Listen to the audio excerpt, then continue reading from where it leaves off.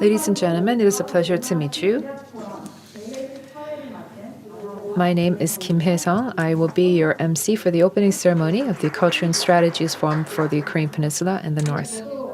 It is a pleasure to meet you. While working in the field of broadcasting, I had the opportunity to visit countries in Central Asia, such as Kazakhstan and Turkmenistan, and I did reportage on ethnic Koreans, China's Belt and Road Initiative, and Korea and Eurasia's economic and cultural cooperation. The fact that I've been asked to be the mistress of ceremonies at today's forum is a great honor for me, and it is an honor for me to be with experts here from both home and abroad. Before we begin the forum, I'd like to briefly introduce the forum to you. The Culture and Strategies Forum for the Korean Peninsula and the North is brought to you by HK+ National Strategies Research Project Agency and Digital Times, and it has been sponsored by the National Research Foundation. Under the research agenda of In Search of Transnational Cooperation and Communication, we hope to expand cooperation and enhance regional exchange on the basis of shared cultural elements between the Korean Peninsula and Eurasia. The organizers have asked me to provide you with a description of this logo that you see in front of you, the HK+ logo. Up there, it's in blue and red. It does remind you of the number 8. The colors red and blue can be seen to signify South Korea and North Korea. The blue stands for the Korean Peninsula. The red stands for the North. And you can see a through line that connects these two colors together, and they represent the cultural elements that are shared by the two sides. Through these cultural elements, we can strengthen regional cooperation between Korea and Eurasia and ultimately contribute to unification on the Korean Peninsula. So now, at this forum, we would like to discuss what exactly are these cultural elements that are shared between the Korean Peninsula and Eurasia, which is why we have experts from academia, from culture and the arts, from diplomatic fields, and in fact, honorable ambassadors from Eurasian countries. Thank you very much for your interest. Despite the COVID-19 pandemic, thank you for your participation here. We do have opening remarks, keynote addresses, congratulatory remarks, and discussions. We can't wait to listen to them all. The congratulatory remarks will be given in the order of guests from abroad, followed by guests from home. And we have placed the order in alphabetical order according to the names of the countries. So I'd like to ask you for your understanding in that regard. We also do have many participants watching us virtually.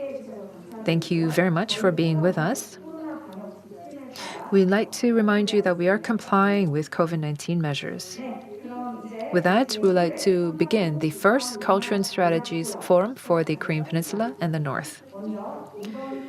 To begin, we would like to hear from the organizer and the planner of this event, Mr. Kang Jun Young, head of the Humanities Korea Plus National Strategies Research Project Agency. Please give him a big round of applause.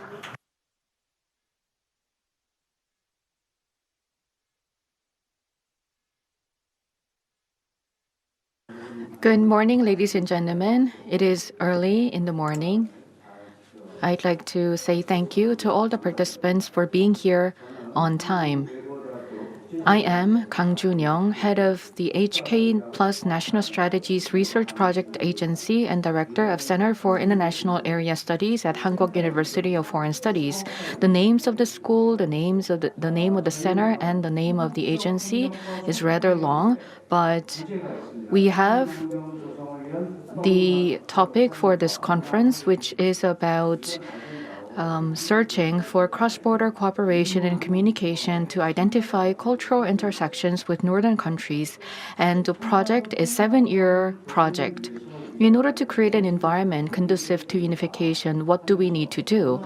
This was a big question for us, and we decided to begin from culture, because it is going to build the basic foundation, and we were selected as a main agency to lead the 7-year research project. And as part of this project, we are holding this forum in order to discuss how we can promote cooperation and communication between the Korean Peninsula and the northern region. And that has been the background behind this forum. So as you can see, the Culture and Strategies Forum for the Korean Peninsula and the North is expected to serve as a platform for dialogue and communication between the two regions. As part of the organizers, I'd like to express my thanks to so many people. First of all, we have President Kim In-chul of the Hankuk University of Foreign Studies. He was not able to be here in person, so he sent us a video message, and he asked me to deliver his apology for not being able to be here in person. I would also like to express my gratitude to CEO Park HakYong of the Digital Times, who has been a wonderful partner. I would also like to thank the former Foreign Minister Kim Sung-hwan, who's also chairman of the East Asia Foundation, as well as President Sohn Hyuk-Sang of KOICA, who will deliver the keynote speeches. We have many delegates from the embassies. Honorable Ambassador Kulik of the Russian Federation, Honorable Ambassador Kamilova of the Kyrgyz Republic, Honorable Ambassador Sharif Zoda of the Republic of Tajikistan, Counselor Deputy Chief of Mission Saidov of Uzbekistan, as well as Mr. Said Muhtar Said Kashimov, who was former Prime Minister of Uzbekistan, who is also serving as Vice Rector of the University of World Economy and Diplomacy. He will be connected to us via Zoom, but he was not able to be here in person due to the pandemic situation. We also have President and CEO Kwon Pyong-ho of KOTRA, who sent us a video message. And in representing the culture and art sector, we have with us Director General Moon Hoon-suk of Universal Ballet that represents the Korean culture. Yesterday, we had the Seoul mayor election. Assemblyman Park Jin was going to be here in person, but because he was the head of the campaign, he was not able to come, and he sent us a video message instead. And we have Honorable Ambassador Chung Sang-gi, who's almost here, but he's a little bit late due to the traffic congestion, but I believe that he can be here in time to deliver his message. He served as the ambassador to promote Northeastern Asian regional cooperation. There are many other distinguished guests. Thank you very much for your presence. And with these appreciative messages, I'd like to declare the opening of the Culture and Strategies Forum for the Korean Peninsula and the North, co-organized by us and the Digital Times. Thank you very much.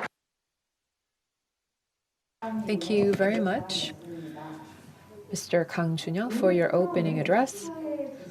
We also have many congratulatory remarks, as has been mentioned by Director Kang, two people who will be giving their welcome speeches. As has been mentioned, Kim In-chul, the president of HUFS, will be giving his remarks by video.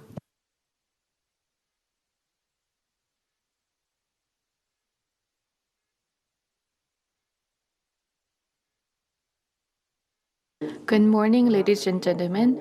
I am Kim In-chul, president of Hankuk University of Foreign Studies.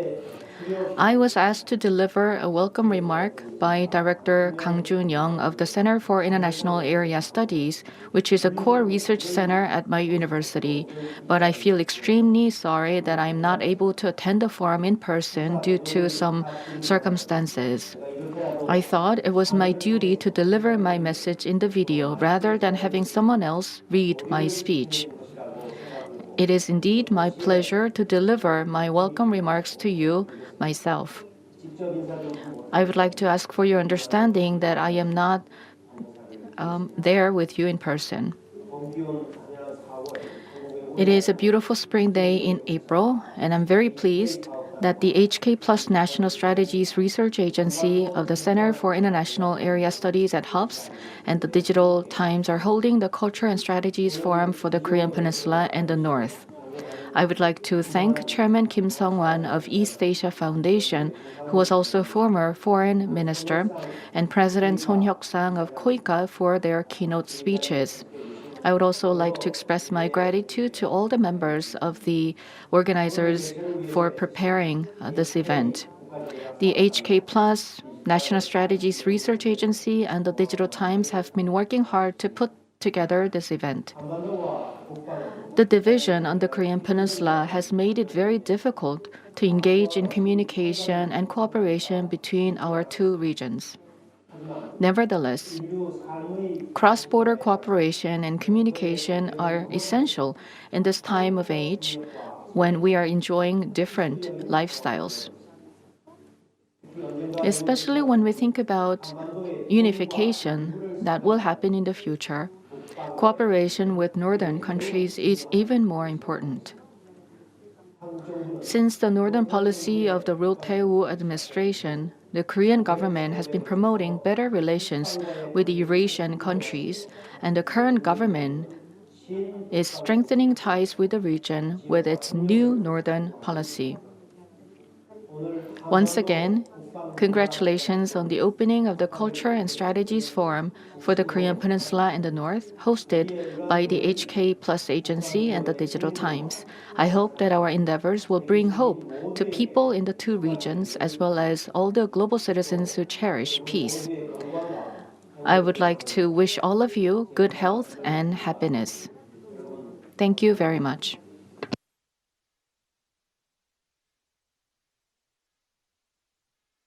Thank you very much. That was Kim In-cheol, the president of Hankuk University of Foreign Studies. Let's give him a big round of applause, although he's not present here today. Let's applaud him for his welcome speech. Next, we would like to move on to listening from Park HakYong, the CEO of the Digital Times. We'd like to invite him forward. Please welcome him with a big round of applause.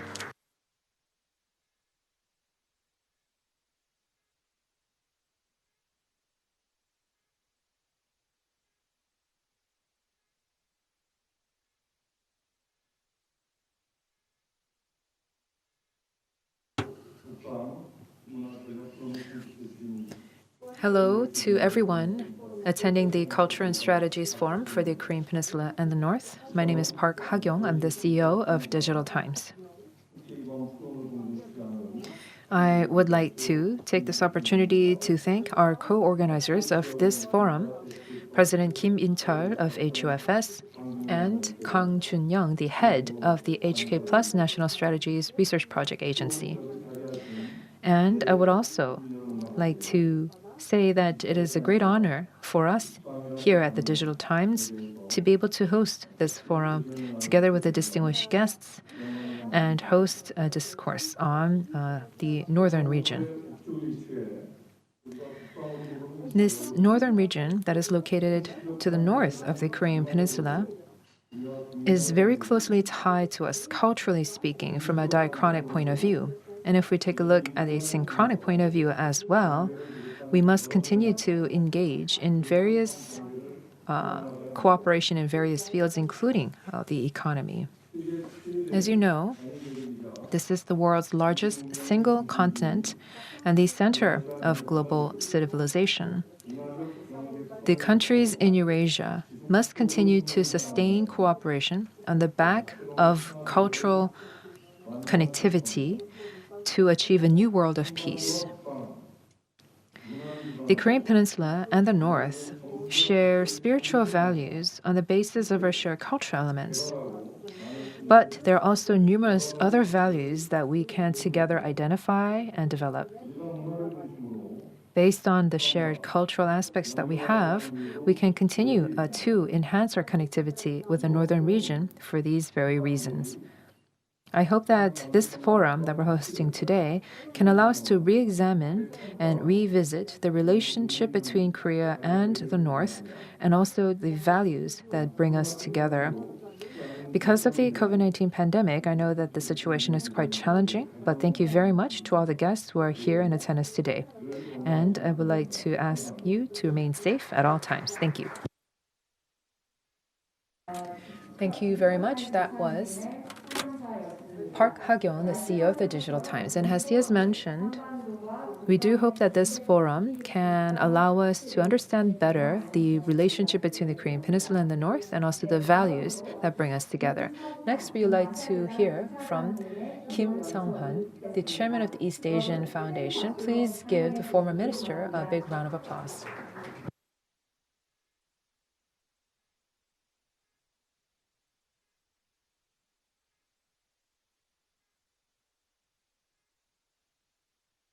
Good morning, ladies and gentlemen. I'm very happy to see you all. As was introduced, I am Kim Sung-hwan, chairman of the East Asian Foundation. I would first like to thank the organizers, the Hankuk University of Foreign Studies and Professor Jun Young for inviting me to this forum.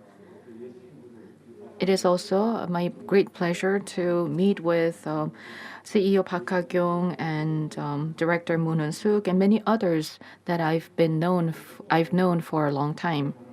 When it comes to the Eurasian region, this was rather not the center of Korean diplomacy for a long time, but this forum is going to focus on this particular region. So in that regard, I'd like to thank Professor Kang for organizing this forum. The current administration is pushing forward with the new Northern policy, but I'm going to talk about Northern Diplomacy 2.0. This forum is on the topic of Northern policy, and the term Northern was first used as part of Northern diplomacy in 1972 under President Chung-hee Park. Back then, the Park government used Nordpolitik and Northern diplomacy rather interchangeably. Northern diplomacy was at the time towards communist states, excluding North Korea, so it did not include improving ties with North Korea. And then there were some changes in the international politics with U.S.-China reconciliation and détente between the U.S. and USSR. In this context, the government wished to expand its diplomatic realm and try to improve relations with China and the Soviet Union. But during the Park government, there was not much success. Then, the ensuing government led by President Chun Doo-hwan started using the term Northern policy from 1983. But this term referred to the geography of countries north of Korea, so it was mainly a geographical term. But still, it mainly targeted China and the Soviet Union as part of its northern policy. And during this government, there was a crash landing of a Chinese civil aircraft. And in order to negotiate repatriation of Chinese passengers, there were some talks between Korea and China, but it was rather a one-off meeting. And the ties between Korea and China did not improve as a result. It was during the Roh-tae-woo administration, as was mentioned by Professor Jun Young and President Kim In-chul of HUBS, when the term Northern was used widely. In the inauguration speech, President Roh-tae-woo said that improved relations with countries that have different ideology would lead to stability, peace, and co-prosperity in Northeast Asia, and it would open a path to reunification on the Korean Peninsula. Therefore, President Roh's Northern policy was rather a comprehensive policy that included both the existing Northern policy as well as policies on North Korea and unification. President Roh-tae-woo pursued policy where they would utilize efforts to improve diplomatic relations with northern countries such as the Soviet Union, China, and East European countries in order to promote opening of North Korea. The 1988 Seoul Olympics provided a good foundation for the Roh government to promote Northern policy. In 1979, there was the USSR invasion in Afghanistan. As a protest against this invasion, Western countries did not participate in the 1980 Moscow Olympics. And in 1984, there was the Los Angeles Olympics. But as a protest, 20 communist countries did not participate. So you can see that the two previous Olympics were in part impacted by the political ideological conflict between the West and the East. However, the Seoul Olympics was participated by 160 countries from both blocs. It was a very successful Olympic Games. And this was also a chance for Olympic Games to become free from politics. With the attendance of communist states in the Olympics, the Roh government had a favorable circumstance for its northern policy. At that time, the Soviet Union Olympic delegation included a team headed by a director from the foreign minister commissioned to investigate the situations in Korea. And then they later submitted a report that included positive evaluation of establishing diplomatic ties with Korea, which later helped in formally establishing such ties between the two countries. Since forming ties with Hungary in 1989, the Roh government established diplomatic relations with Poland and Yugoslavia in that year, and relations were established with the Czechoslovakia, Bulgaria, Romania, Mongolia, and USSR in 1990, and with Albania and China in 1991. In December 1991, the Soviet Union was dissolved. Then, Korea established ties with former USSR states, including 5 Central Asian states such as Uzbekistan and Kazakhstan, and 3 Baltic states, including Lithuania, as well as 14 countries such as Azerbaijan, Armenia, Georgia, and Ukraine. These were great achievements in expanding the horizon of Korean diplomacy. Northern policy was also effective in making progress with North Korea. On December 31st, 1991, the basic agreement between the two Koreas was signed, which was a comprehensive agreement that laid the foundation for inter-Korean relations, such as reconciliation, non-aggression, and exchanges between the two Koreas. It is by far the most comprehensive agreement made between the two Koreas. Then, in January 1992, the Joint Declaration on Denuclearization of the Korean Peninsula was adopted, and to implement these agreements, working-level committee was formed to conduct working-level meetings. Likewise, Northern policy resulted in great diplomatic achievements. However, due to nuclear developments in North Korea and stalled inter-Korean relations, Northern policy became forgotten in Korean diplomacy. Today, I'd like to propose to revitalize our Northern diplomacy by suggesting the term Northern Diplomacy 2.0. The previous Northern policy ultimately aimed at opening of North Korea and unification, but Northern Diplomacy 2.0 that I am proposing today is intended to deepen our relations with countries that have become our new friends in the Eurasian region. It is also aimed at promoting substantial and qualitative relations with Central Asian and East European countries. These countries established diplomatic ties with Korea in the early 1990s, and they have become great partners for Korea by supporting Korea in the international community, and they have contributed to spreading the Korean culture, or Hallyu, globally.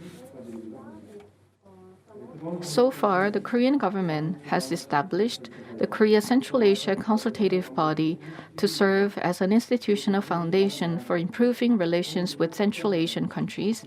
And with East Europe, we had Visegrad Consultative Body in operation, but I believe that more diplomatic resources and capacity need to be invested in strengthening the relations with these countries. I would like to share with you my thoughts on this topic. First of all, I believe that Northern Diplomacy 2.0 should start in Central Asia. This region is very special for us as more than 500,000 Korean descendants live in this region. In the late 1930s, before the outbreak of the Second World War, Stalin in Russia forced Koreans who lived in the Far East to move to Central Asia. This was very challenging for them to settle in the unfamiliar places where they lacked food and other necessities. In these circumstances, the local residents in Central Asia were generous in helping these Koreans settle in the new places. They have become bridges in promoting the relations between Korea and Central Asia. For 2 years from August 2002, I served as ambassador of Korea to Uzbekistan while also covering Azerbaijan and Tajikistan, and I had many opportunities to hear vivid stories of how the local residents in these countries helped Korean diaspora during these hardships. Since then, I've always thought that Korea is much indebted to these people in Central Asia, and that we need to work hard to improve the relations with these countries in Central Asia. Since 2007, Korea Central Asia Forum has been held annually, and the 13 meetings of this forum have grown into a multilateral and pan-government forum. It was initially a vice-ministerial forum, but was promoted to a ministerial forum last year. In 2017, the Korea Central Asia Cooperation Forum Secretariat was opened as a standing body, which is a meaningful step in facilitating diplomacy with Central Asia. But it is time to go beyond cooperation with Central Asia as a whole, but also to develop cooperative relations with the individual countries, the 5 countries in Central Asia, based on our past experience and know-how. The 5 countries in Central Asia have a lot in common, but they also differ in terms of natural resources and economic development, and they differ in terms of potential cooperation areas.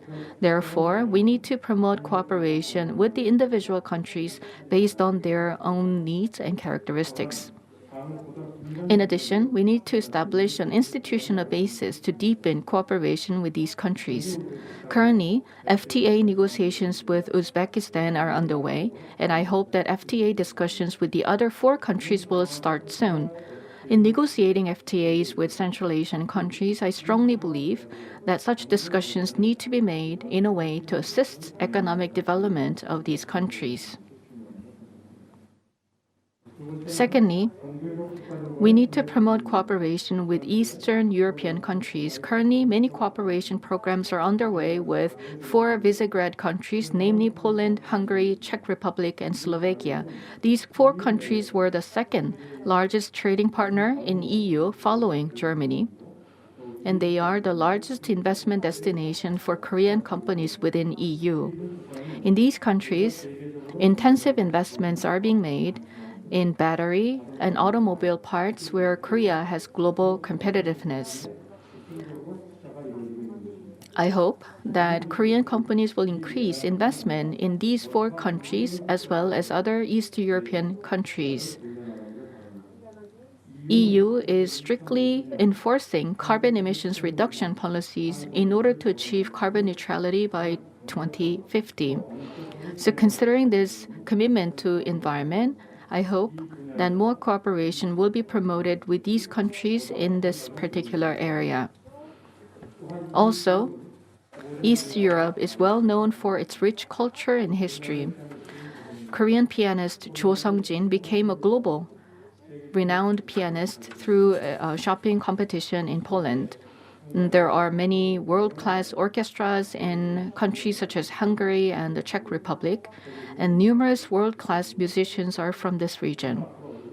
I believe that following K-pop, K-classic will become globally recognized, and I hope that continued cooperation and exchanges in this area will continue with East Europe. And finally, I would like to argue that Northern Diplomacy 2.0 should center on public diplomacy with Central Asia and Eastern European countries. These 2 regions and people in these regions really love K-pop and the Korean culture. Therefore, we need to facilitate public diplomacy towards people in these regions. Next year marks the 30th anniversary of diplomatic ties with 11 countries, including 5 Central Asian countries, 3 Caucasus states, Belarus, Moldova, and Ukraine. With these countries that celebrated the 30th anniversary last year and this year, unfortunately, due to the pandemic situation, these countries were not able to carry out the planned events and programs to celebrate the anniversary, but the pandemic is expected to subside next year and travel will become possible. So I really hope that celebratory events with the 11 countries are expected to be held as scheduled. And these events and these opportunities will further promote the public diplomacy toward these regions. Just as Northern diplomacy expanded our diplomatic horizon in the past, I hope that Northern Diplomacy 2.0 will further strengthen meaningful cooperation with many countries in these 2 regions. Thank you very much for your attention. Thank you very much. We've just heard about the history of diplomacy with northern countries and the importance of how we must revitalize further diplomatic efforts with these countries. And that was a keynote speech from Kim Sung-hwan, former Minister of Foreign Affairs and Trade. We would like to move on to our second keynote speech, which is highly anticipated again. Hear from Hyuk-Sang, the president of KOICA. Please give him a big round of applause.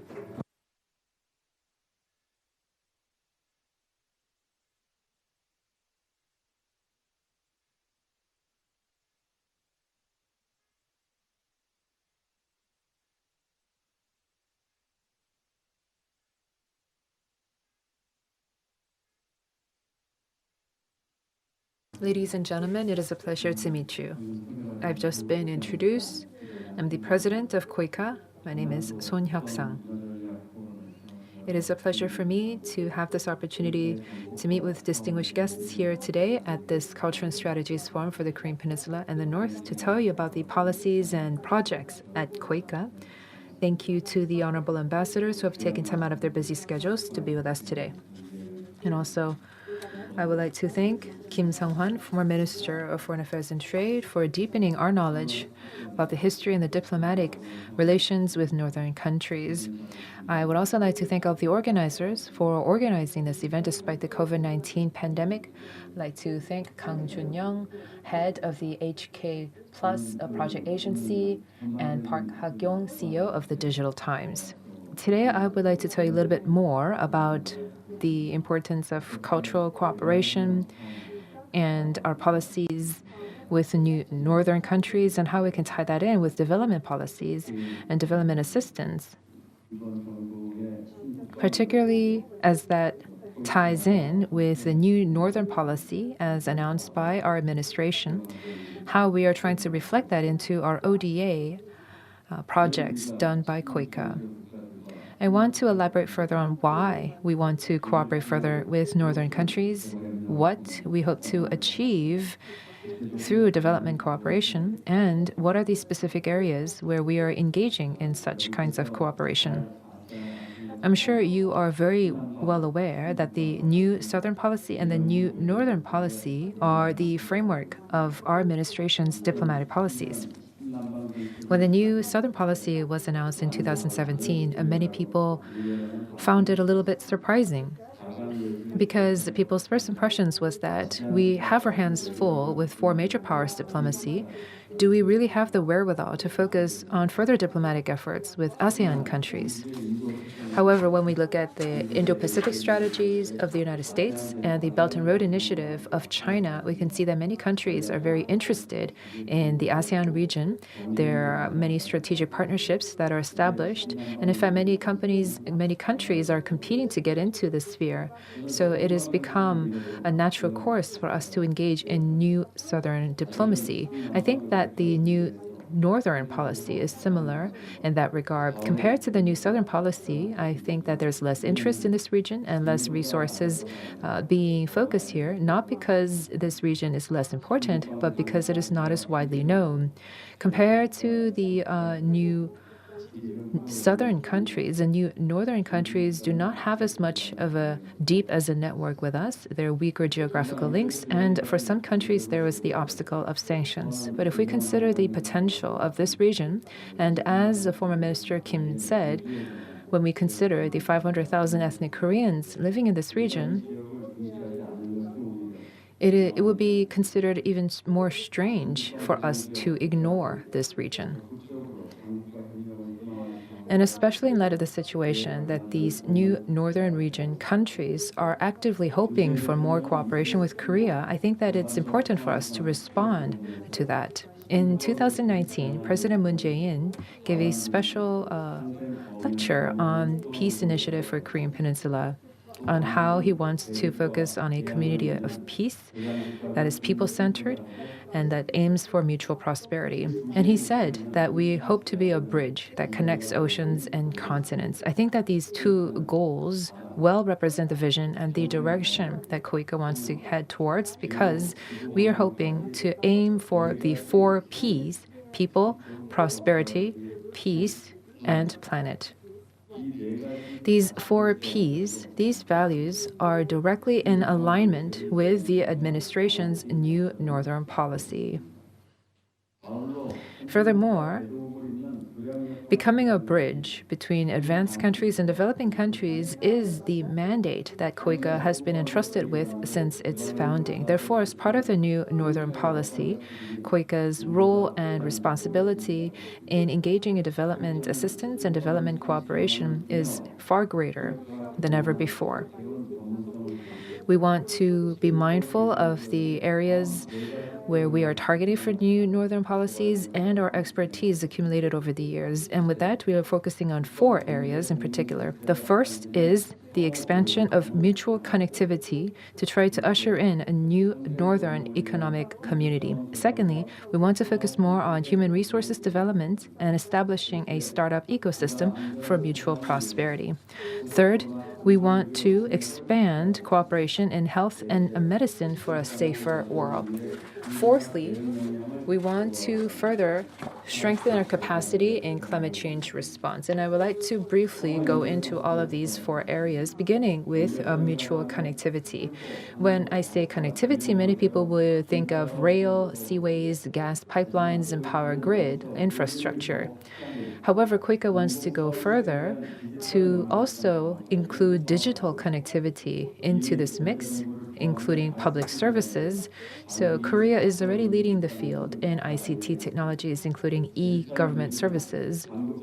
And as you know, one of the key agendas of the Korean administration is the Digital New Deal. Therefore, KOICA wants to further identify ODA elements that reflect digital elements so that we can prepare for a post-COVID era. And if I were to take the example of Kyrgyzstan, we have worked together to establish a cyber safety center to enhance digital connectivity and digital accessibility and digital e-government resources, and also an administration information system capacity building project. The Kyrgyz government is very active and very committed to this, and so we believe that this is going to lead to synergy efforts when built in with Korea's ODA. The second is developing human resources and a startup ecosystem. As you know, human resources has been the key, the driving force for Korea's development. We want to invest in our people, and this is something that Korea is familiar with, and where we can do well. There are similar programs already underway with the new southern countries. KOICA is working on a higher education capacity building program for new northern countries. So we had an open contest with universities in Korea. 4 universities have been selected thus far, and they will start the projects soon. They will have various ideas and projects, and they will work to build human resources in the new northern countries. Many Korean universities have already established incorporated branches in Central Asia and are engaging in various human resources exchange, short-term courses, and etc. In fact, Uzbek and Mongolian students take up the 3rd and 4th largest international student population in Korean campuses. Korea is mindful of these positive conditions, and so we're going to continue to identify more higher education programs that is tailored to each university for curriculum enhancement, R&D capacity building, tech startup support, master's and PhD courses where students will be invited to Korea. A third is expanding our support and cooperation in health and medicine in the post-COVID era. I think that this is the area where most people are interested in right now because of COVID-19. Last year, the entire world was heavily impacted. And even then, Korea worked very actively in health and medicine cooperation with new northern countries, specifically with Uzbekistan. KOICA has named national special policy advisors to dispatch them to Uzbekistan and also provided comprehensive emergency response programs worth $5 million. Uzbekistan has benchmarked Korea's KDCA to install a comprehensive disease control organization and also amended its disease control and epidemiological standards. Due to these efforts, Uzbekistan's infection rate for COVID-19 was far lower than other countries. And in fact, the Uzbek president called our president to thank him for his support. Last year, we were focusing on emergency disaster relief and response, but going forward, we want to focus on capacity building to build our response capacity to infectious diseases. The epidemiologists that have been trained thus far have played a major role in cutting the spread of COVID-19, so it is important for us to continue to build this capacity early on. We also want to ease the different burdens that were imposed by COVID-19. So we want to provide socioeconomic support to the vulnerable populations. Fourthly is enhancing climate change response capacity. Many people say that if we do not eradicate the cause that led to COVID-19, we will see more of these pandemics in the future, such as ecosystem destruction or zoonotic diseases, climate crisis, and dense urbanization that lead to vulnerability. If these fundamental causes are not resolved, then there is a high risk that a pandemic can come in the future. Therefore, we must prepare for a post-COVID-19 era, and in that regard, we must engage in ODA, where we can achieve mitigation and adaptation for climate change. As I mentioned before, when it came to digital connectivity, the Green New Deal is also very important for a Korean administration in terms of policy responses. We are going to identify further green policies and green ODA in the future, but for now, I'd like to focus on a Mongolian case example. Korea has launched the environment monitoring Chul 2B satellite at its highest stationary orbit ever. And we're going to make use of this satellite to observe changes in microfine dust. And Mongolia is included in this range. Every year, Mongolia and Korea suffer from microfine dust and yellow sand. So with these observations, we can hope to find measures where we can work together to mitigate these different challenges. And also, we are going to focus on efforts to expand water resources management and IT, which is a key emphasis for many new northern countries. Last year, we engaged in an ODA of about 34.6 million USD. This year, it has been increased about 30% to 44.85 million USD. Because we have a bigger budget, we hope to engage in more ODA projects in various fields. Now let's move on to my conclusion. I did talk about 4 different areas where we want to engage in further ODA. We all know very well that there are some limitations in the New Northern region. However, there are many areas and many projects that KOICA can fulfill. Based on those success stories, we can further expand our collaboration in other areas. And this will contribute to further cooperation with New Northern countries. We will continue to identify new ODA projects for the Northern region. And lastly, a final word on peace. As I mentioned, President Moon, in his written remarks, said that he wants to go towards a people-centered community of mutual prosperity and peace. But peace is like a rock that is placed on an uphill road. If you don't continually push it upwards, it will fall back down. That is why we must work towards peace. And peace is not something that is given to us, but made by us. I believe that New Northern Policy and ODA would contribute to peace in the northern regions and create a new Northern Asia plus community of accountability and further contribute to peace in the Korean Peninsula and coexistence with North Korea. I'd like to thank all of the ambassadors present here today and experts here today with us, and I'd like to ask you to continue to work towards the progress of peace. Thank you. Thank you very much. That was the president of KOICA who told us about the ODA projects and the vision of KOICA in the future. That was the president, Sohn Hyuk-Sang of KOICA. Thank you very much for your remarks.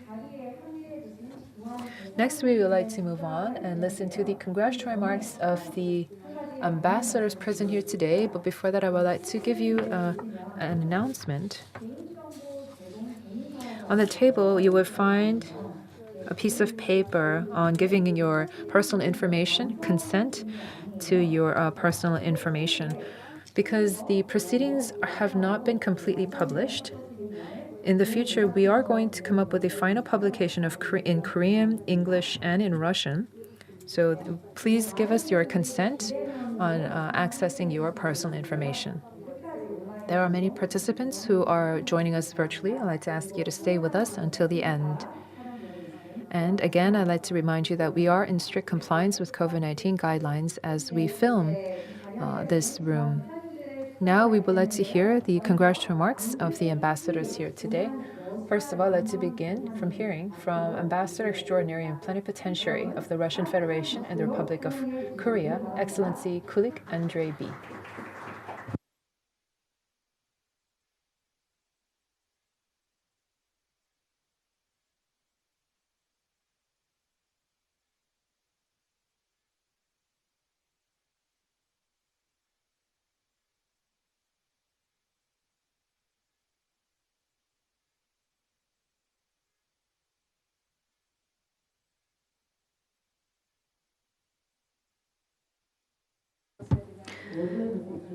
Dear Chairman Kim Sung-hwan of East Asia Foundation, President Hyuk-Sang of KOICA, Professor Jun Young, head of HK+ National Strategies Research Project Agency, as well as respected ambassadors and representatives from the embassies, good morning, ladies and gentlemen.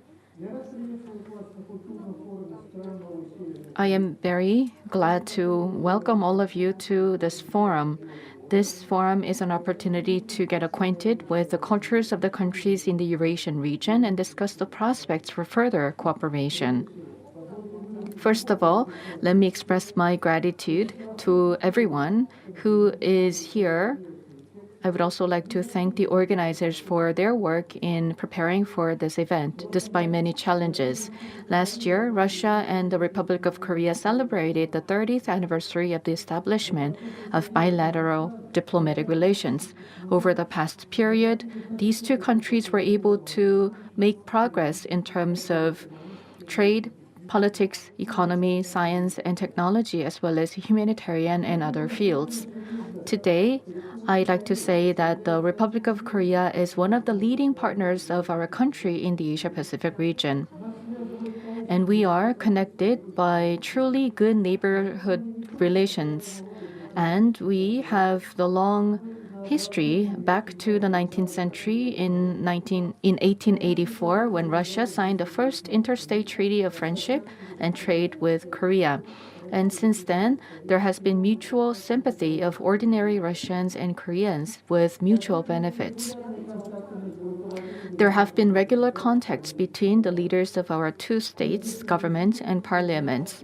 Through joint efforts, an extensive jurisdictional base of bilateral relations has been created, which covers all aspects of Russian-Korean interaction, and this continues to strengthen.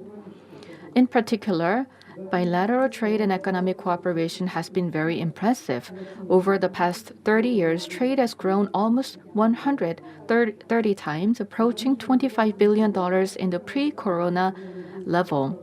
Interregional cooperation is developing dramatically, and large-scale joint investment projects are underway. And there are humanitarian and human exchanges going up. The introduction of a visa-free travel regime was introduced in 2014, which created a favorable environment for human exchanges. Interest in the study of the Russian language in Korea and the Korean language in Russia is very high. The two countries interact in the international community on various topics of global and regional agendas. The Year of Mutual Exchange was designated to celebrate the 30th anniversary of the two countries' diplomatic relations. March 25th this year in Seoul, there was the visit of the Ministry of Foreign Affairs and the Russian Federation in Seoul, and there was a very big official ceremony to celebrate this event. I am confident that as the pandemic situation stabilizes, we will be able to implement all our plans. The Year of Mutual Exchanges will continue until 2021, and we have many other events to celebrate this special year. And there is going to be the Russian Seasons Festival planned. Overall, I can state that there was progressive development of the relations between Russia and Korea, and we were able to build a foundation for deepening our relations. I am sure that today's forum will make significant contributions in improving our mutual understanding and strengthening friendship between the two countries. I would like to wish a great success of this forum. Thank you for your attention. Thank you very much, Ambassador Andrei Kulik of the Russian Federation. He said that he hopes this forum can continue to contribute to strengthening ties between Korea and Russia. Next, we'd like to hear from Excellency Ramzi Teimurov, Ambassador Extraordinary and Plenipotentiary of the Republic of Azerbaijan. Please give him a big round of applause.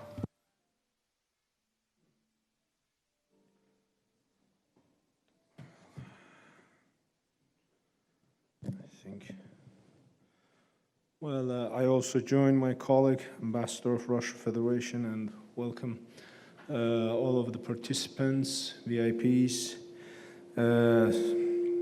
It is really indeed great pleasure to be here. First and foremost, I would like to acknowledge the organizers of today's event and convey my high appreciation for inviting me to this event. As proud alumni of the HUFS, Hankuk University of Foreign Studies, it's my great honor and pleasure to be part of this important forum. Despite the challenges that the international community is facing due to pandemic, I believe it is very timely to review the past and existing relations between Korea and northern countries to identify the challenges and successes and to draw a roadmap for the post-pandemic era that may further promote and support the historically and culturally interconnected relations. From this perspective, I would like to bring to your attention briefly recent developments in the region where Azerbaijan is geographically located. As many of you know, the Second Karabakh War that erupted last year ended with the liberation of the 30 years long occupation of Azerbaijani territories and created a new geopolitical situation in and around the South Caucasus region, which we strongly believe will not only contribute to further development of regional countries, but present more opportunities for the Eurasian continent to expand existing transportation and communication lines.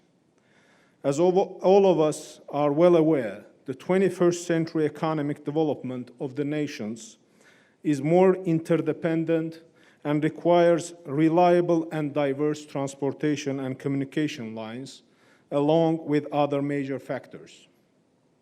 From this perspective, the so-called 3+3 format that includes free South Caucasian countries and free neighboring countries, namely Turkey, Russia Federation, and Iran, is another platform for more extensive and promising cooperation. The SAID platform offers a new cooperation model which includes extending economic, trade, and infrastructure ties and covers the market of 350 million. The SAID format is also offering new opportunities for establishing everlasting peace in our tense Eurasian continent and encourage other countries like Korea to consider and contributing to this process. From a cultural perspective, Korea and northern countries are linked for centuries with solid bonds that offer us immense opportunities to encourage more human-to-human contacts and intercultural links. I must highlight the rising tendency on cultural relations between Korea and Turkic-speaking nations in the past few years. In 2016, we managed to host the first ever Turkic Cultural Festival in Korea with the support of the Ministry of Foreign Affairs of Korea, which brought together 5 Turkic-speaking nations, Azerbaijan, Kazakhstan, Kyrgyzstan, Turkey, and Turkmenistan, along with Korea to promote their cultures and also to demonstrate the historical and cultural links between those nations. Moreover, in 2019, during his official visit to Azerbaijan, His Excellency Hye Sung, former Speaker of the Korean National Assembly, announced the Republic of Korea's interest to be an observer state in the Cooperation Council of Turkic-speaking states. Here I must inform you that the Turkic Council is aimed to advance international cooperation in the Eastern continent, particularly in Central Asia and the Caucasus. The Council is not limiting its activities on promoting economic, science, education, transportation, and cultural ties among its members only, but encouraging neighboring countries to actively cooperate with the Council members to ensure peace and stability in the region as well. March 31st, 2021 summit of the Turkic Council, where first ever the head of Turkmenistan, His Excellency, joined as an observer state, once again identified new opportunities and priorities for the further advancing existing cooperation among the member states and other interested nations. Language and cultural similarities existing between Korean and Turkic-speaking nations, including Azerbaijan, present us with opportunities for joint academic and scientific research on possible historical linkage between Korean and Turkic-speaking people, which may lead to bring our people closer and encouraging further cooperation in the cultural field. In conclusion, I would like to thank the organizers again for today's event and looking forward to fruitful discussions at the following sessions with expectation of presenting new ideas and roadmaps to develop relations between Korea and northern countries. I thank you very much.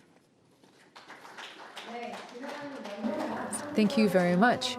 We've heard about the different history of exchanges between Korea and Central Asian countries in the past. Going forward, we can have more lively exchange, both in academic fields and cultural fields in the future. Next, we'd like to move on to the next congratulatory address. The Extraordinary and Plenipotentiary Ambassador of the Kyrgyz Republic, Dinara Kamelova, who has sent in remarks by video. Please give a big round of applause.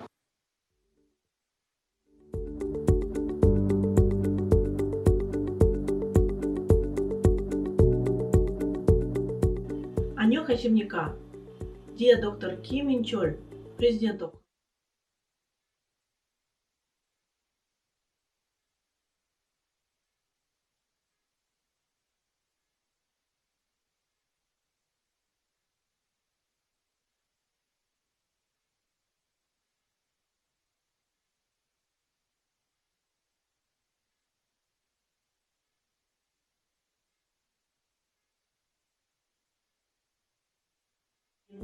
on the new Northern policy as an important platform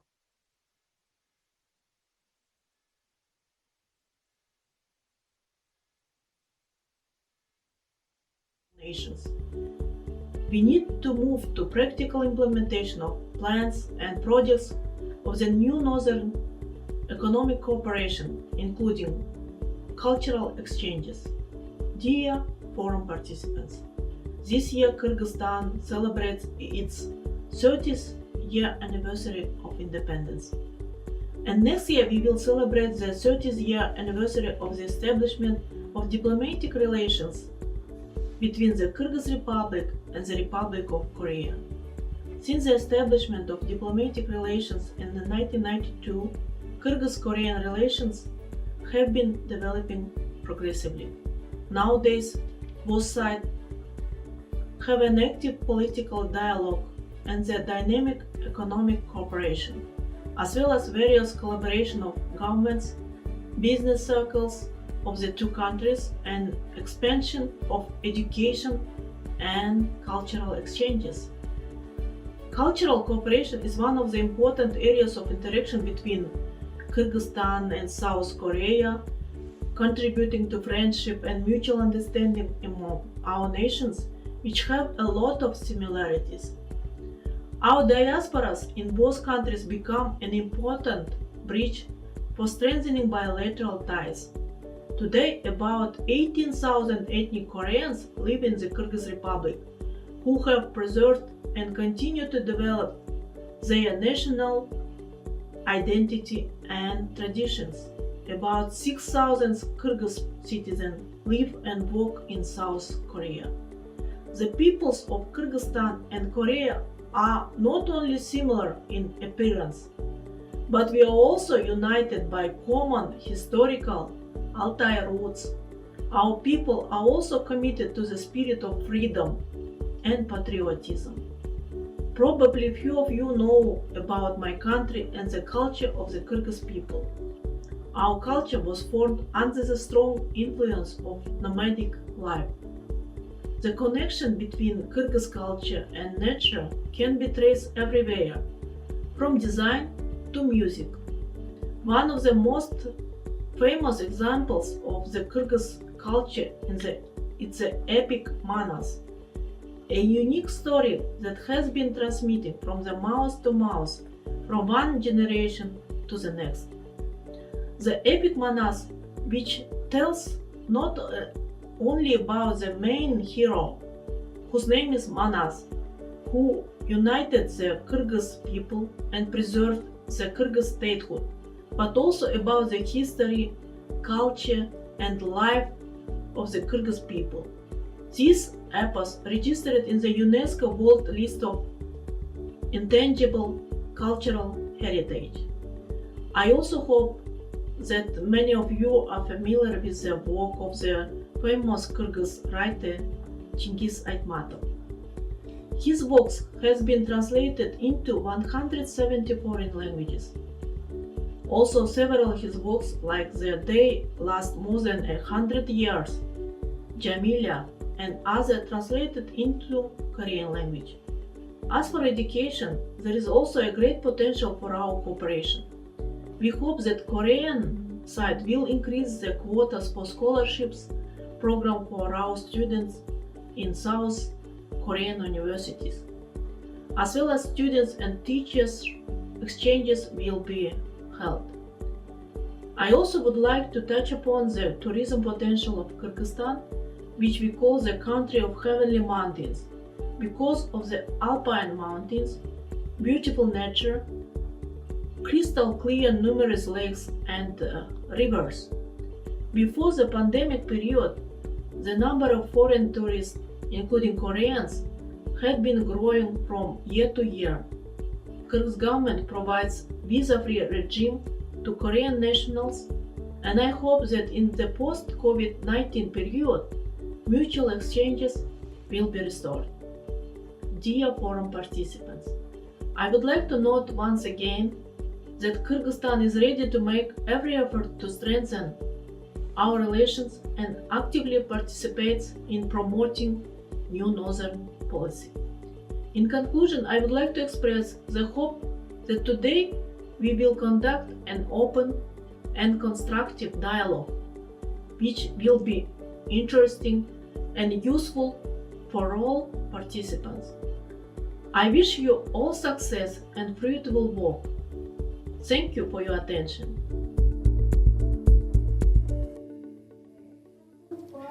We've heard about how Korea and the Kyrgyz Republic can reinforce cooperation, not just in the fields of culture and the arts, but in other areas as well. That was their congratulatory remarks from Dinara Kamilova, Ambassador of Kyrgyz Republic to Korea.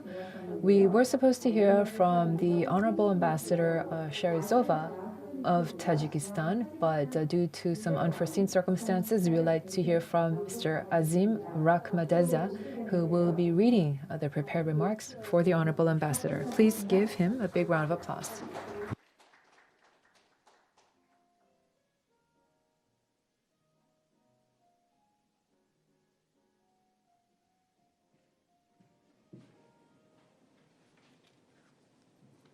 Уважаемые дамы и господа, прошу прощения, что сегодня господин Distinguished guests, участвовать на церемонии. ladies and gentlemen, the Honorable Ambassador was unable to attend today, so I'd like to ask you for your understanding once again.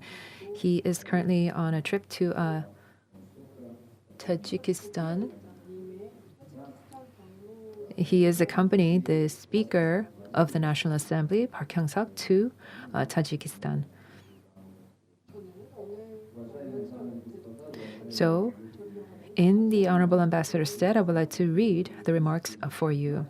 Distinguished guests, ladies and gentlemen, I would like to begin by thanking the organizers for planning and organizing this forum and the opening ceremony. Thank you very much for inviting me to this forum.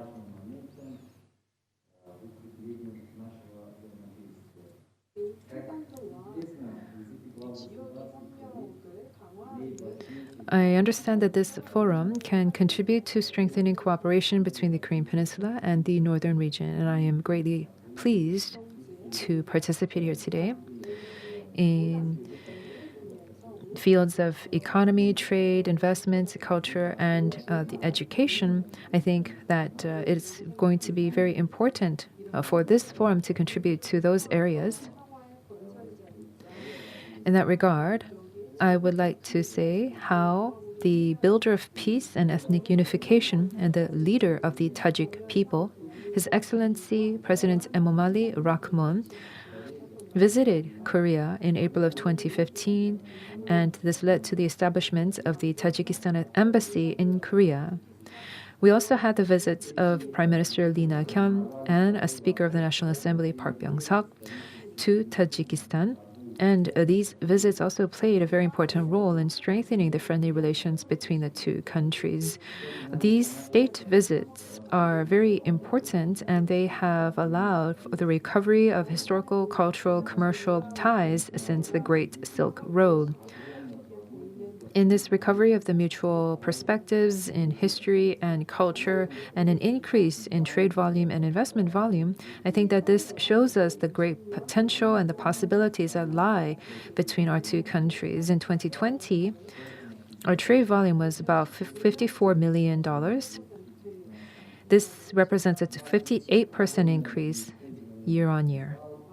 Going forward, I believe that Korea and Tajikistan will display enormous, infinite potential in further strengthening its trade and economic relations.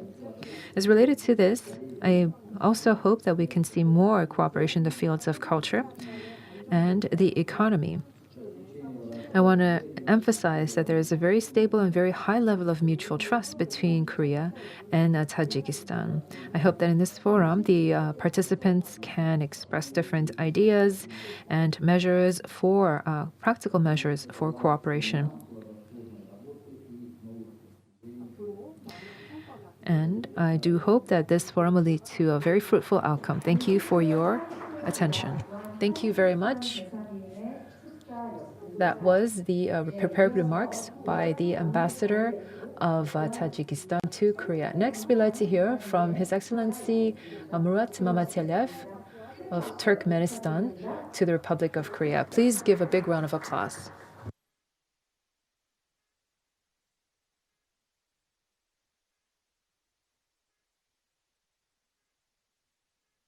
Good morning, ladies and gentlemen.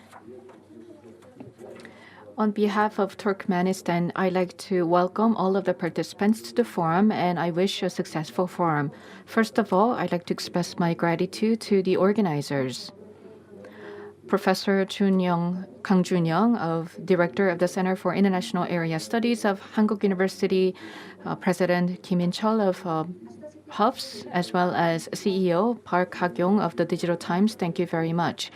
As you know, this type of forum is very meaningful in promoting the new Northern policy, and it is serving as an opportunity to deepen our understanding.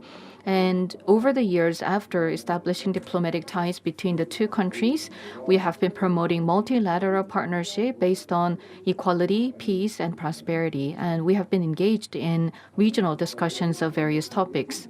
One of the components of joint activities between the two countries is economic development. It is mainly about utilizing the experience of modernizing the economy. Economic modernization is about building modern high-tech industries in Turkmenistan. At the same time, the two countries are paying special attention to the expansion of cultural and humanitarian ties and implementation of projects in the social area. In this context, cooperation for political and diplomatic agenda between the two countries is increasingly important. The positions of our countries on most of these issues are identical or similar, and this is not accidental because all of these are based on multilateral dialogue that has been developed over the years. And it is also about basing our positions on the principles of tolerance and trust in the international community. What I'd like to emphasize once again is that the UN General Assembly adopted the initiative of Turkmenistan so that year 2021 was declared as the International Year of Peace and Confidence. In order to build confidence, Turkmenistan has been arguing that peaceful dialogue is necessary for the Korean Peninsula.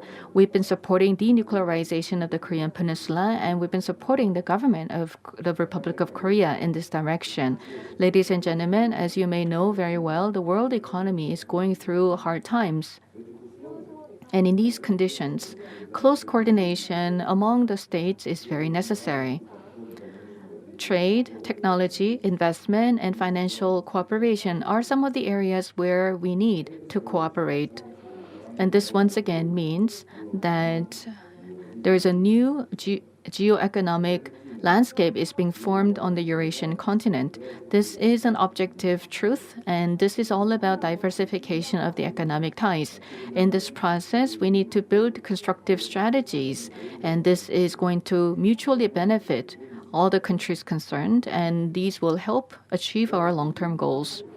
In this regard, President of Turkmenistan, Gurbanguly Berdimuhamedov, in his address in October last year, he delivered a speech at the International Forum on Northern Economic Cooperation held in Seoul, and he said that Turkmenistan has positive and respectful attitude towards the new Northern economic policy of the Republic of Korea. This is very much in line with the revival of the Great Silk Road pushed forward by Turkmenistan. This very much fits into the peaceful nature of Turkmenistan and its very active domestic and foreign policy. This year we'll celebrate 30 years of independence, and during this time, country was able to manage a stable development, and we've also been maintaining an active position in maintaining peace and stability and developing relations with friendly nations. Ladies and gentlemen, I wish a successful forum. Thank you for your attention. Yes, thank you very much. That was Excellency Murat Mamiatev of Turkmenistan to the Republic of Korea. Next, we'd like to hear from Excellency Zokir Saidov, Counselor and Deputy Chief of Mission of the Embassy of Uzbekistan to the Republic of Korea. Please give a big round of applause.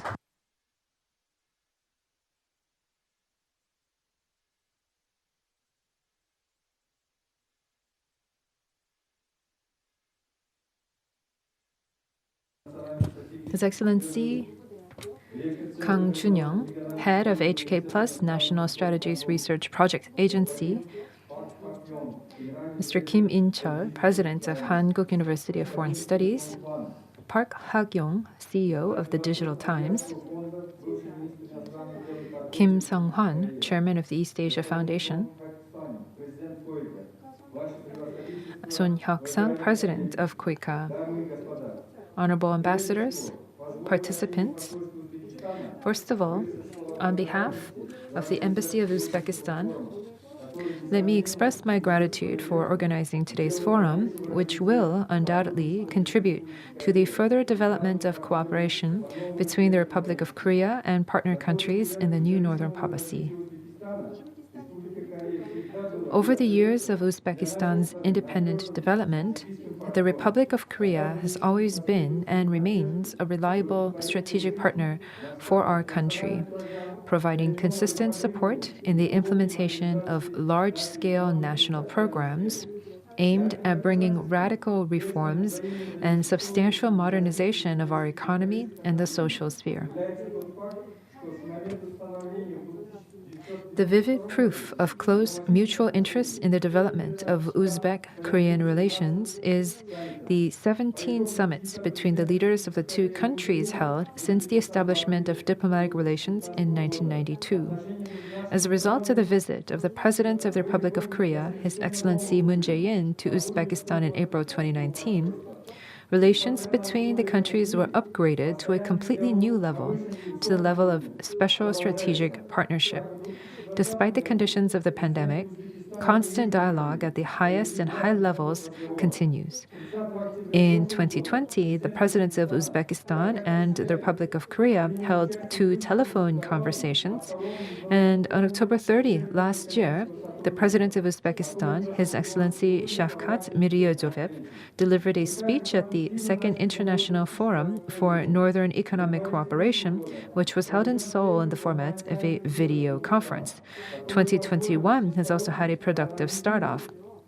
In January of this year, we held the very first online summit of the leaders of the 2 countries, which enabled comprehensive analysis of the current state of bilateral cooperation and outlined promising directions for collaboration.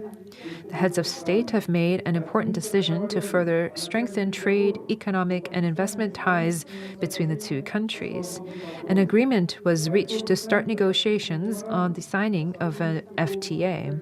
As a result of the summit, a memorandum of cooperation in the digitalization was signed to promote the 4th Industrial Revolution, and agreement on the 3-year program implementation with the EDCF in the amount of $1 billion, loan agreements on the projects for the construction of a modern multidisciplinary clinic and a design institute center for chemical technology. In a difficult global economic situation, we have managed to maintain the volume of bilateral trade. A portfolio of new investment projects worth more than $3 billion has been prepared with the participation of leading Korean companies and banks. In total, the volume of attracted investments from the Republic of Korea exceeded $7 billion. Dear participants of the forum, we in Uzbekistan highly appreciate the new northern policy of the President of the Republic of Korea, aimed at ensuring security and deepening multifaceted cooperation in the vast Eurasian space. One of the most important aspects of bilateral relations is the development of cultural and humanitarian ties. The Seoul Park in Tashkent, which has been effectively functioning since 2014, the Korean House of Culture and Art, built in Tashkent in 2019 with the support of the government of the Republic of Korea, as well as the renaming of one of the streets of Tashkent in honor of Seoul, are great examples of cooperation in this area. There is a real boom of Korean contemporary culture, including movies, TV series, music, which are rightfully gaining more and more admirers from all over the world, including Uzbekistan.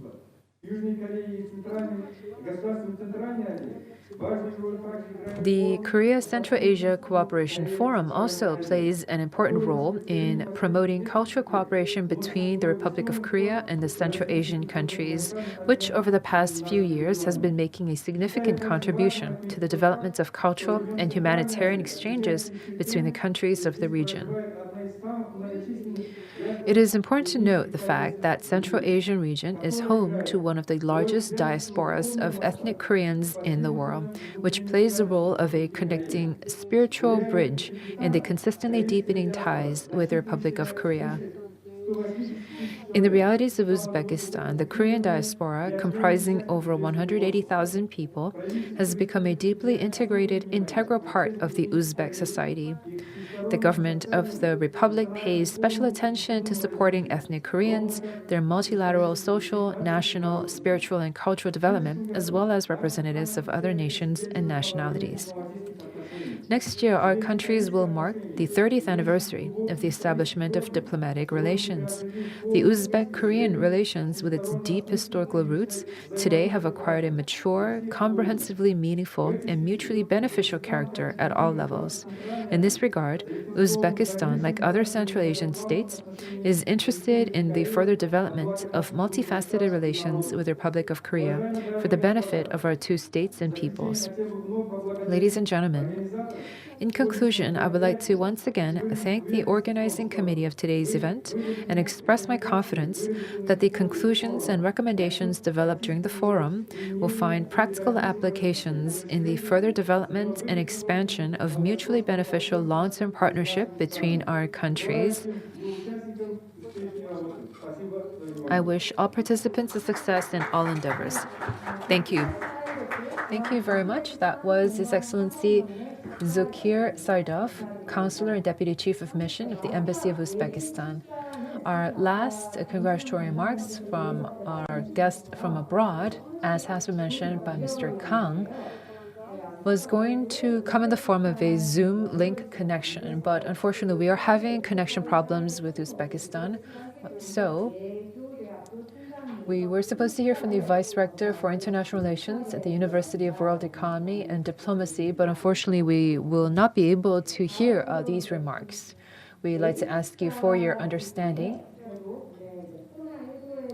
Before we move on to the other congratulatory remarks from our guests from home, we would like to take this opportunity to give a big round of applause to all of our honorable ambassadors who have come here in person to grace us with their presence despite the COVID-19 pandemic. Yes, and has been mentioned, we would like to move on to listening from the congratulatory remarks from our guests from home. To begin with, we'd like to hear from Kwon Pyong-oh, the President and CEO of Korea Trade Investment Promotion Agency, or KOTRA. Please give Mr. Kwon a big round of applause.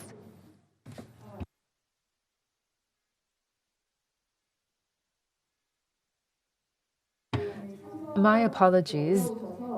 Mr. Kwon is unable to attend today, so he has sent his remarks via video, so we will watch the video now. Please give a big round of applause.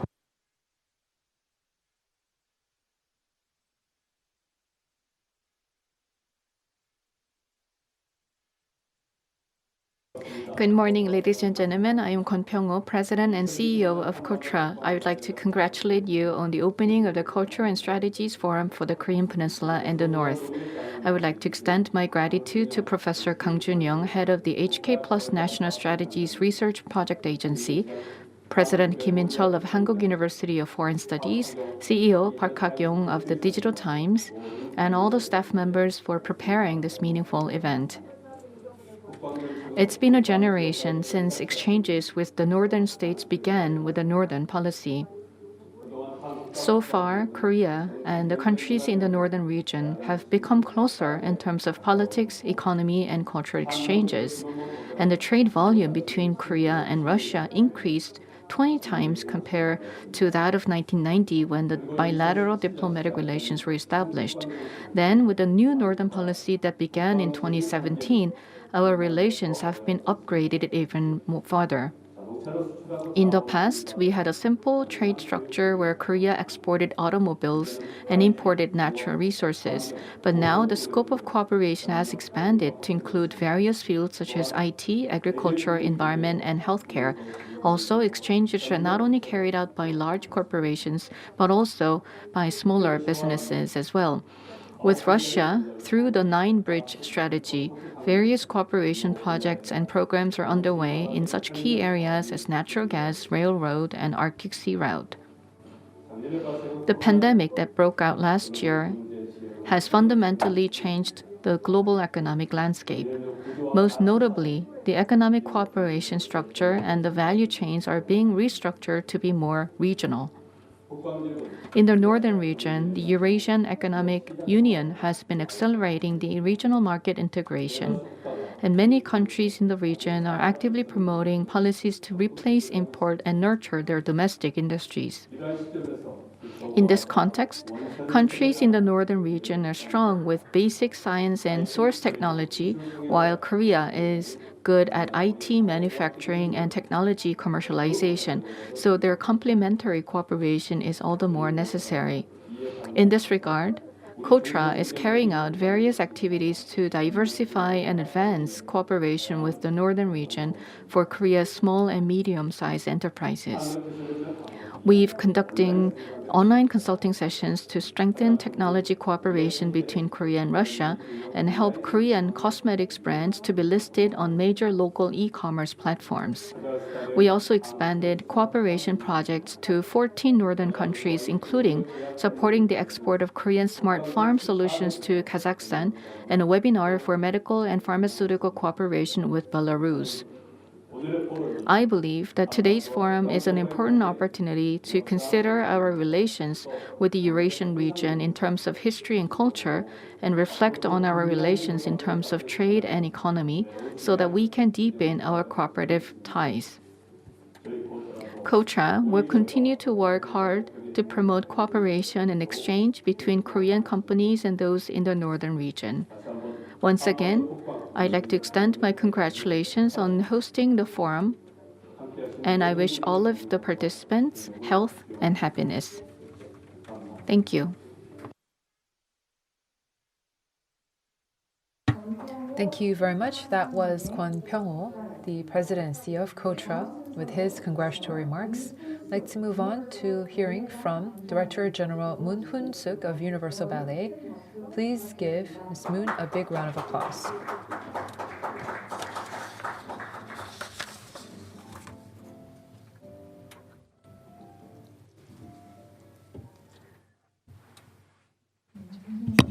Distinguished guests, ladies and gentlemen, it is a pleasure to meet you. I've just been introduced. My name is Moon Hoon-suk. I'm the Director General of Universal Ballet. It is a great honor for me to be here at this Culture and Strategies Forum for the Korean Peninsula and the North, brought to you by HK+ National Strategies Research Project Agency and Digital Times. I am very honored and very pleased to be here with you. During the Cold War in 1989, I was in Kir Ballet, or the Maliski Ballet Troupe, that is known currently now. I had the honor and pleasure to be the first Asian ballet performer to give a performance there. And together with Universal Ballet, worked in Moscow, and in 2017, we also were invited by Kazakhstan to give an invitational performance there as well. Universal Ballet has worked together with Mariinsky Ballet Troupe since 1992 through consistent exchange. And through this, we've seen enormous progress in Korean ballet. These ties in culture and the arts allowed us to become closer, almost like family. Currently, in Universal Ballet, Russia, Mongolian, Uzbekistan performers work together with us. Unfortunately, while I worked in Russia, I was not able to pick up the language. However, my favorite Russian word is soul, or spirit. In Russian, it's called dusha. I think that culture and the arts really bring this spirit, this soul, this dusha as one, which is why I think I've been asked to come here to represent artists and speak on their behalf. This forum, which is celebrating its first birthday, I think that this culture and arts agenda really resonated with me. I know that the slogans of this forum are about trying to identify unification strategies based on culture and supranational cooperation through culture. These are very socio-political and social science languages, but I have to say that they seem very lyrical to me, and I can see why, because you have also asked not just scholars from the field of academia, but diplomats, cultural performers, artists, and trade experts here today. You are emphasizing the importance of communication across different disciplines and different fields. There's such a multifaceted research agenda and platform that is brought by HK+ and Digital Times. So once again, I would like to offer my congratulations to you and extend my gratitude. I communicate with the world through ballet. Universal Ballet, which I'm the Director General of, has the vision of trying to create a beautiful world through a supreme level of art. We want to bring more benefit and more value to the world through the art of ballet and try to bring comfort to humanity so that we can all thrive together in a more beautiful world. That is the vision of Universal Ballet. And that has been the driving force that allowed us to see development in the past. There are many people who consider ballet to be very difficult, to be unapproachable. which is why a very long time ago I was the first in Korea to provide ballet performances with subtitles or with explanations so that the audiences can interact with the ballet performances. So I really try to engage in more communication with the audiences. I think that this can be seen in a similar context with the Culture and Strategies Forum for the Korean Peninsula and the North, which is why going forward, as the opportunity allows, I will continue to lend my support to this forum. The year 2021 is going to be an era where we usher in a Pacific world. This Pacific civilization is different from the Western civilization, which is spotted by war and conflict. This new era will bring about more culture and arts, which is why we have to look at ways of more communication and cooperation through the use of culture so that we can usher in a new era of unification on the Korean Peninsula and try to create a more peaceful world.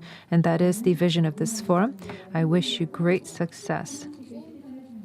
Many artists also hope for unification on the Korean Peninsula and a more peaceful world. And with that in mind, I would like to once again offer you my congratulations. Thank you. Thank you to Director General Moon Hoon-suk, or Julia Moon, from Universal Ballet for her congratulatory remarks. Next, we'd like to hear from Park Jin, who is the member of the 21st National Assembly. Due to his busy schedule, he has sent in his remarks via video. We will watch it now. Please give a big round of applause.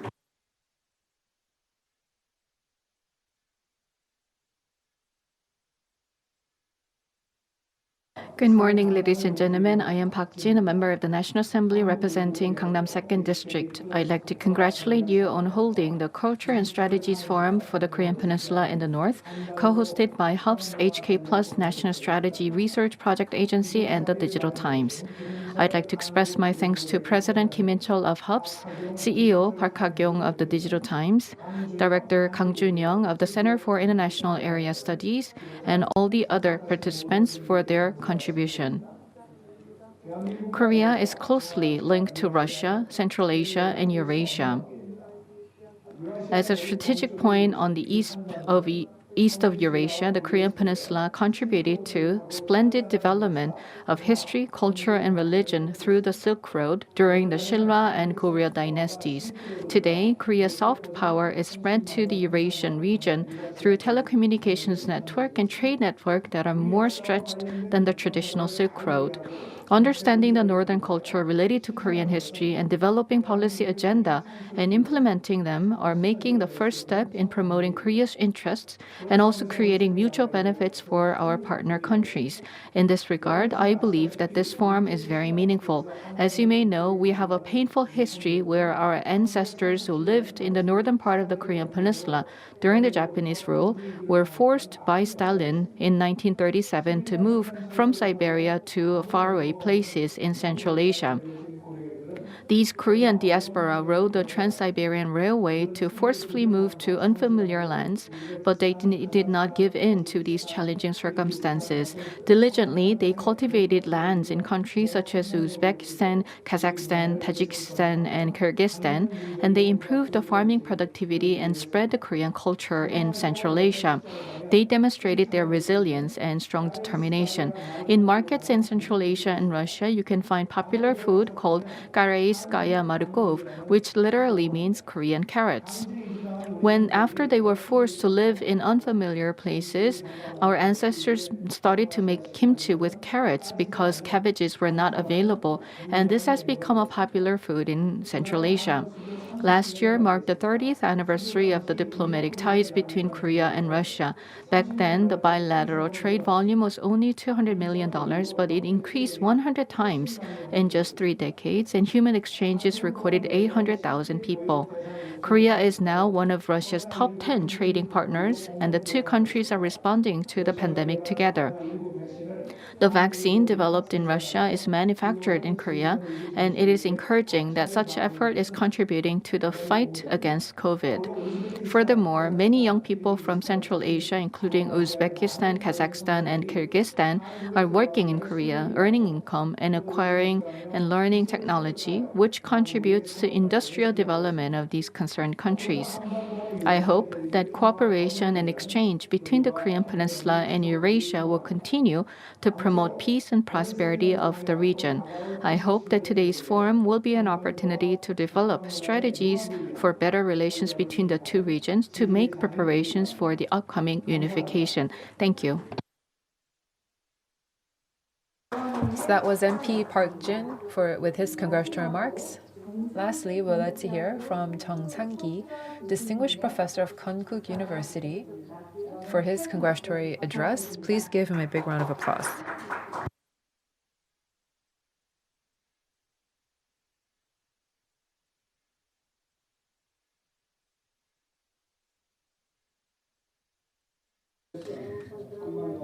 I would like to begin by extending my congratulations to you on the opening of the Culture and Strategies Forum for the Korean Peninsula and the North, which has been long awaited. And I would like to thank President Kim In-chul of HUFS and CEO Park HakYong of Digital Times, as well as Kang Jun Young, who's the head of the HK+ National Strategies Research Project Agency, for organizing this forum. Thank you very much and congratulations. Korea is located in a strategically very important geographical location between the oceans and a continent and between south and north. However, during the Cold War era, Korea was unable to venture north, and so it was like an island in a very unfavorable location. When I was young and when I was in grade school and middle school, I learned that the root of our Korean people lies in the northern region.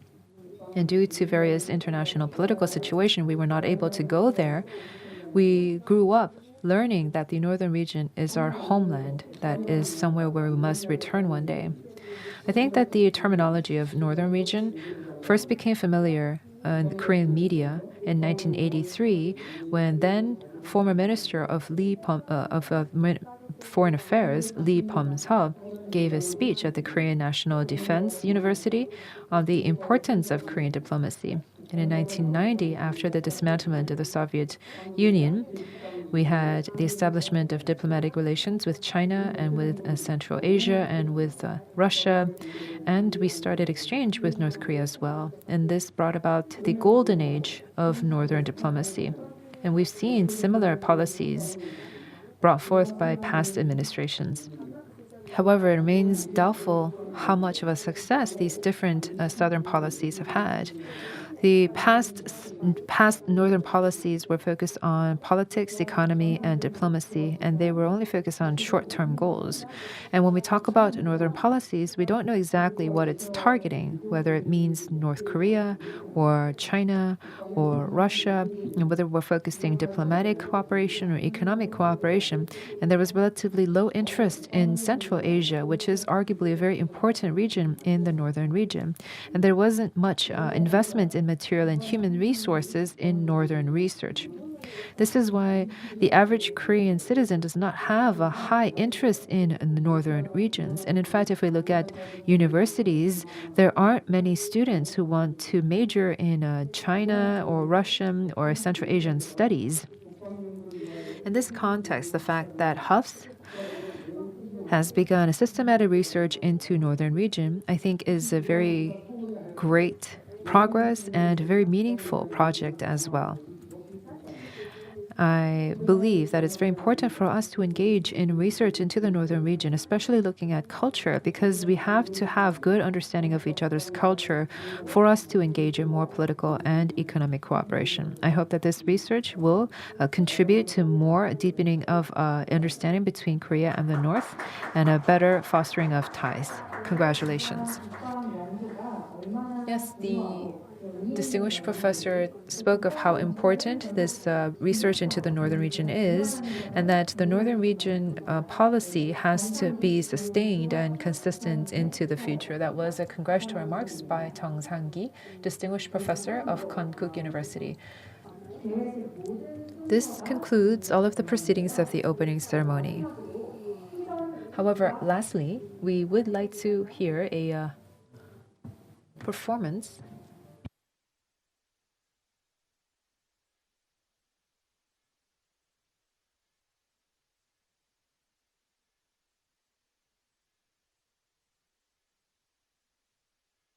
So we would like to